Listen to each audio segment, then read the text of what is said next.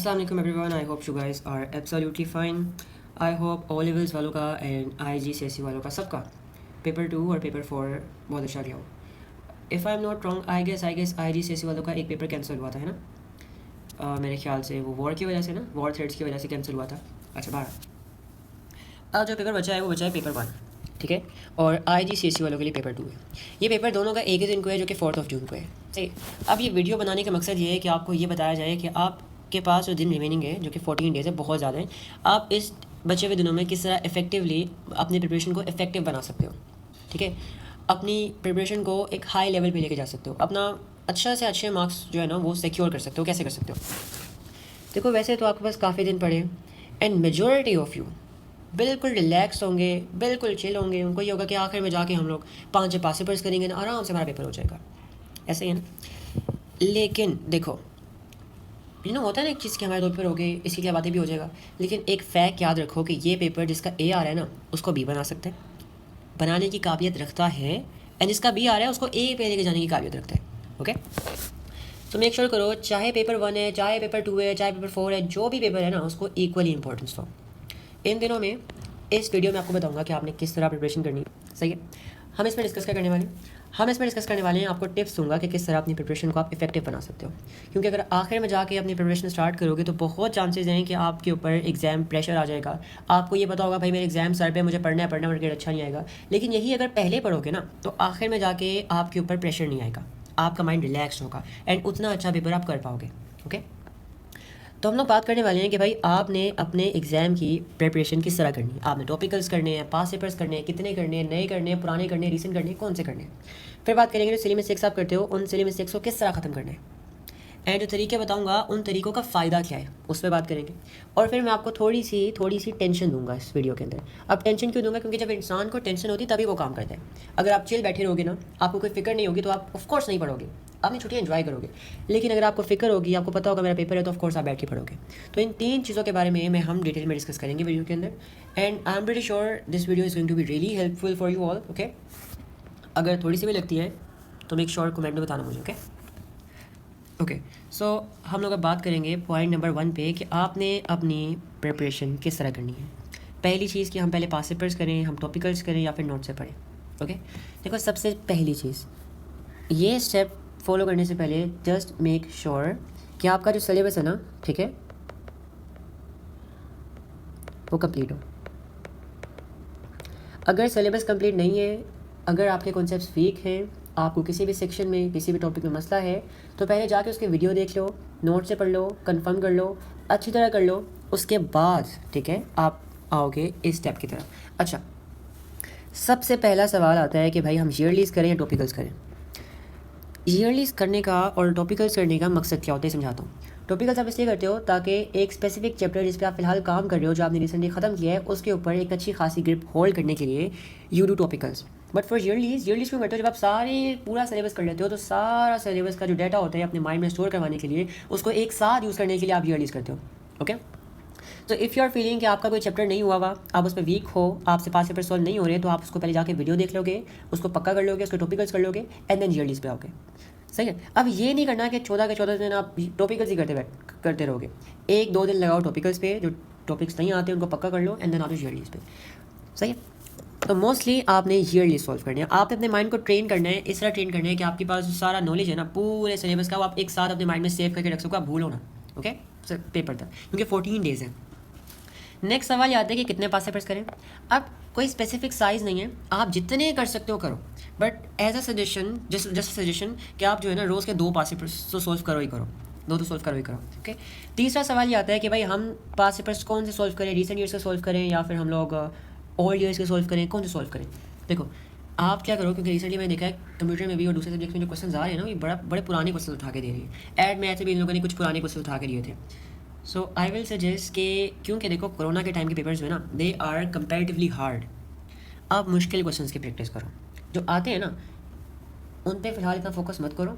आप ये कोशिश करो कि आप नए से नया क्वेश्चन दरियाफ्त करो, एक्सप्लोर करो. ओके. मुश्किल क्वेश्चन करो, जो नहीं आते ना, जो बिल्कुल भी नहीं आते, जो हो ही नहीं रहे, उन पर ज़्यादा टाइम लगाओ. सही है. तो आप करो कौन से पेपर्स? कोरोना के टाइम के पेपर्स, 2019, 2020, 2021, 2022 पुराने पेपर से स्टार्ट करो एंड रिसेंट तक आओ. रीसेंट से मत स्टार्ट करो, पुराने से स्टार्ट करो एंड रीसेंट तक आओ। ओके, अच्छा, सो आई होप ये क्लियर हो गया कि आपने इन 14 डेज़ के अंदर अपनी प्रिपरेशन किस तरह करनी है। ओके, सो अब आते हैं पॉइंट नंबर 2 पे।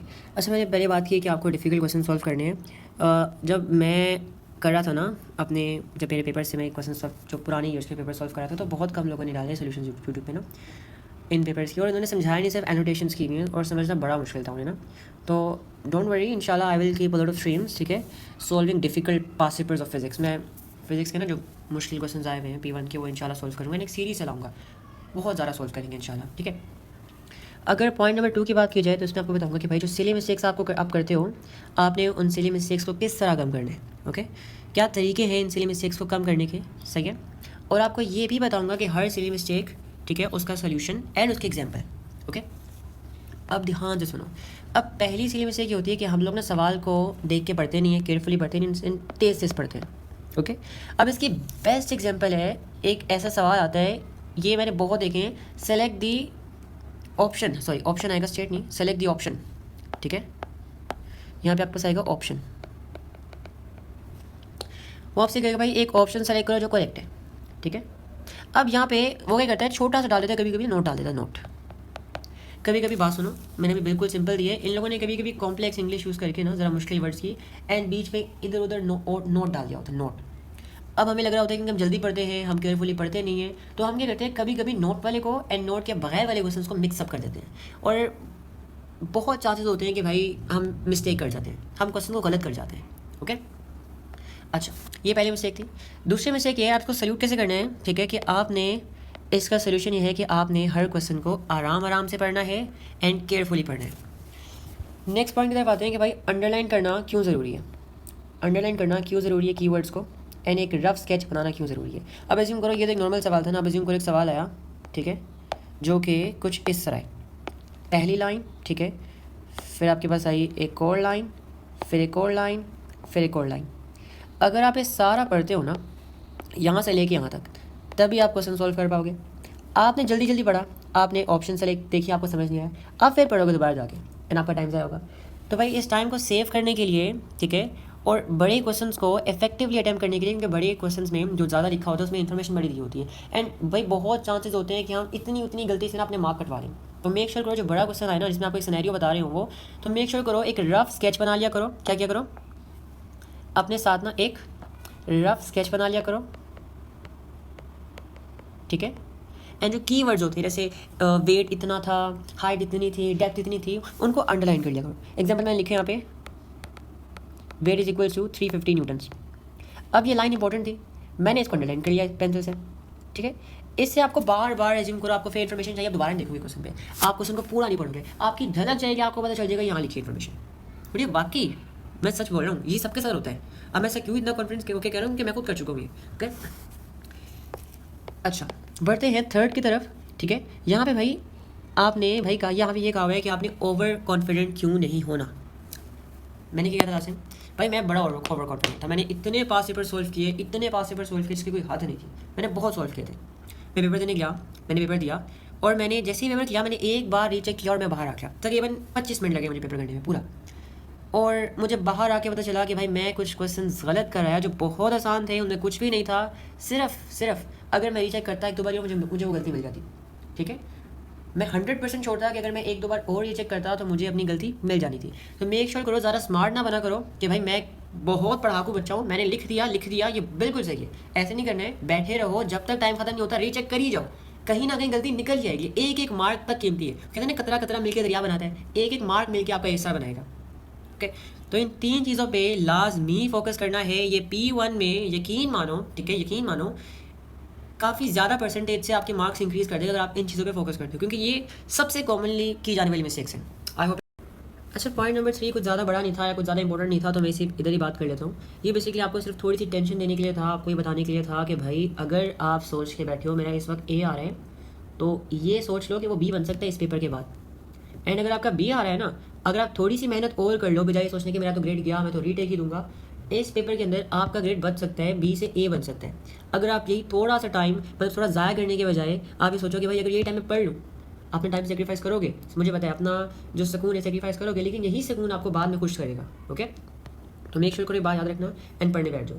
अब मैं क्यों कह रहा हूँ कि मैं भी इसी तरह करता हूँ, मैं भी इसी तरह टाइम वेस्ट करता हूँ, लेकिन जब मुझे याद आता है कि नहीं भाई मैंने पढ़ना है तो मैं फिर उठ जाता हूँ, सब कुछ छोड़ता हूँ, फिर पढ़ने बैठ जाता हूँ। सही है, तो इन बातों को ख्याल में रखना, ये काफ़ी ज़रूरी चीज़ें थी। आई होप ये वीडियो से आपको हेल्प मिली हो, अगर मिली हो just make sure to let me know in the comment section, ठीक है।